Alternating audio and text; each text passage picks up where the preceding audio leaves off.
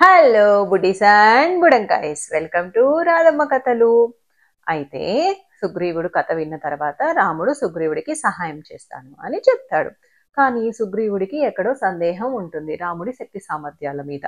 అయితే అప్పుడు శ్రీరాముడికి సుగ్రీవుడు ఒక పరీక్ష పెడతాడు. ఇక్కడ వాలి ఒకసారి 7 మహావృక్షాలని తన 7 బాణాలతో ఒకేసారి ఛేదించాడు. అలా నువ్వు చేయగలిగితే నీకు చాలా శక్తి సామర్థ్యాలు ఉన్నాయని నేను నమ్ముతాను అంటాడు. అప్పుడు వెంటనే రాముడు ఒక బాణం తీసుకొని అక్కడ ఉన్న 7 మహావృక్షాలని తన ఒకే ఒక్క బాణంతో వరుసగా ఇలా వేసి ఆ 7 వృక్షములని ఒకేసారి ఛేదిస్తాడు.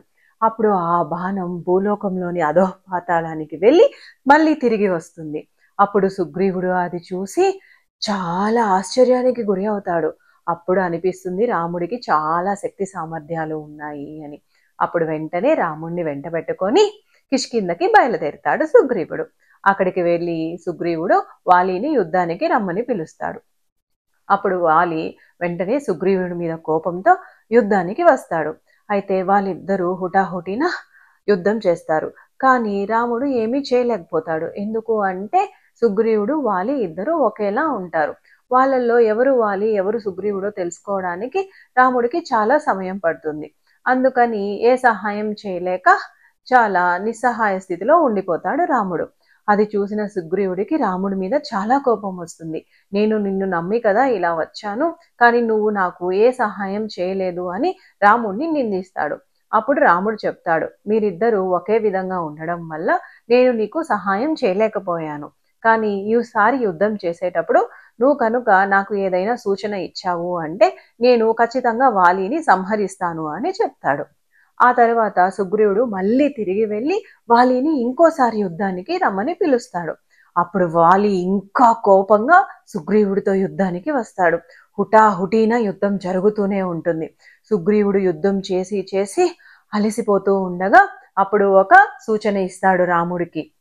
అప్పుడు వెంటనే రాముడు చెట్టు చాటు నుండి వాలి మీదకి బాణం వేసి వాలిని సంహరిస్తాడు.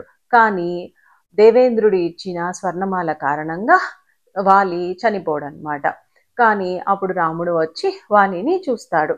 అప్పుడు వాలి రాముడి మీద కోపంతో దూషిస్తాడు, నువ్వు రాముడివై ఉండి ఇలా చేయొచ్చా, ఇలా వెనక నుండి బాణం వేసి నన్ను ఇలా సంహరించవచ్చా అని అడుగుతాడు.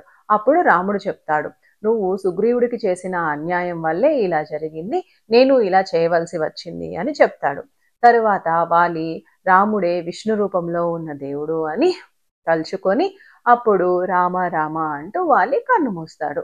అలా రాముడు సుగ్రీవుడికి సహాయం చేస్తాడు.